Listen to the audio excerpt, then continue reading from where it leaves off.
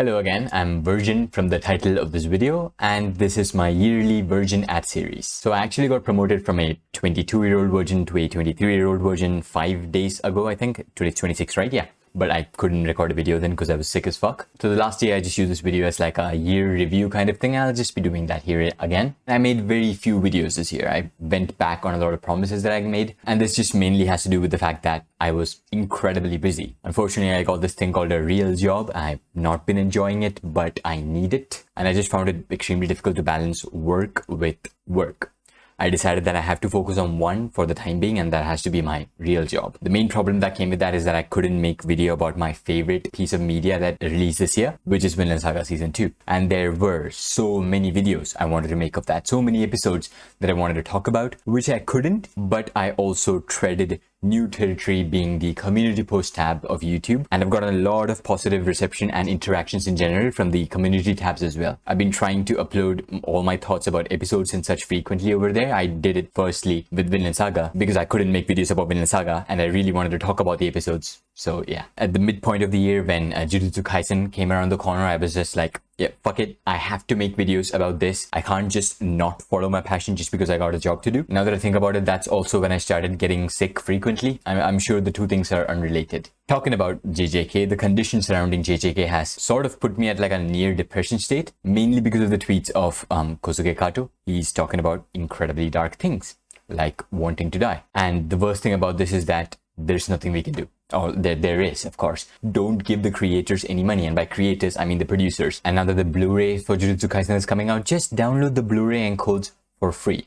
Do not pay for it. Supporting a terrible studio and its practices is the worst thing that you can do for the animators' sake. So while fans think that supporting these productions would mean better health for the animators, what ends up happening is the exact opposite. And it is the same with Chainsaw Man again. Chainsaw Man is fully funded by MAPPA, so when season 2 or the movie, whatever comes out, just don't fucking support it. Just don't buy the Blu-ray and don't buy any of the official merch. Of course, I'm not trying to control your life. If you want to pick a neutral position and be like, I like this, so I'm going to support this, then that is totally fine. I'm just saying this for the sake of people who are misinformed in thinking that supporting the show would result in better conditions for the animators, because that's absolutely not the case. Of course, we can also directly thank the animators on Twitter. And I tried doing that with Kosuke Kato. I tried to console him the best I could, but of course it's Twitter. So there were people who interpreted my message as me telling Kosuke Kato to only die after he's finished working on Jujutsu Kaisen Season 2. I'm not joking. I just realized that this video turned into another Jujutsu Kaisen video.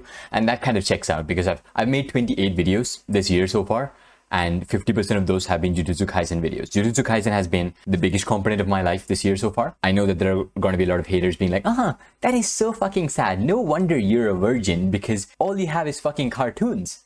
And first of all, no, I also have your mom. And secondly, art is the most important thing to me in my life. I'm not going to deny it, and I'm not ashamed to admit that. At least I have something that I can be so passionate about and share with so many people too at this point. I think I got over 8,000 subscribers or so at this point, which is just insane to think about. We had like around 1,500 or something when we started this year, I think. So that's crazy growth. And another thing is that the touch grass, you virgin argument just does not work for me. I work in customer service. I guess I might as well reveal my job right now. I am a cabin crew. I'm there for the safety and security for the customers traveling on board, but also obviously being part of customer service because, you know, in-flight services. I interact with literally hundreds of different people every day. I've had a lot of women ask me out as well, both in my job and customers. I even had a situation where I think it was another Delhi flight as usual. They asked my in-flight supervisor for my number.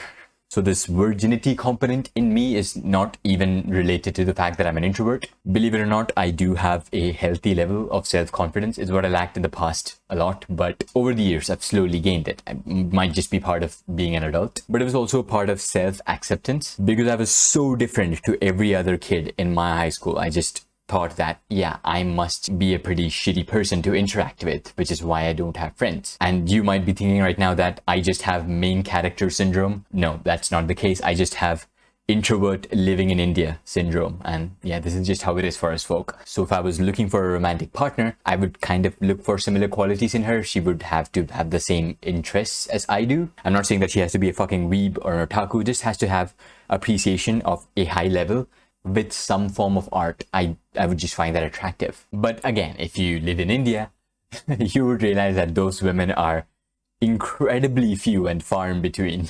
We just don't have a culture that allows for the survival or existence of introverts in general. Another reason is just acceptance, because at this point I don't even care about wanting romantic interactions. If my base level of happiness is not gonna go up when I'm in a relationship, then I just don't see the point. There's simply no requirement. The necessity of losing my virginity is another concept that I absolutely lack. I don't care about that. I've had many opportunities for casual sex at this point, but I'm just not that guy. My views in life and expectations for the future is mostly the same, but it has also changed for the positive, I would say. If you watched my video from the previous year, it was a lot more grim than this one, but I've just been getting an overwhelming amount of support in both YouTube and even Twitter. I've built a pretty decent following in Twitter as well in a very short time. So follow me on X as well. It's just another platform where I talk about shit I love, but I've also gotten a lot of trolls and a lot of negative comments in this year as well.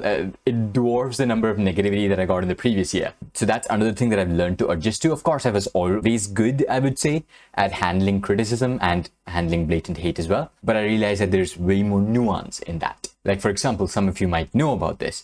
I made a video a while back about the Mappa production pipelines. That Studio Mappa has reached its breaking point. And there was a very lengthy comment. The beginning of that comment just said something like, just to show you how misinformed this video is, I'll talk about the Vinland Saga segment. And then it was just a lengthy statement on why my video was misinformation, at least the Vinland Saga part. Just the Vinland Saga part.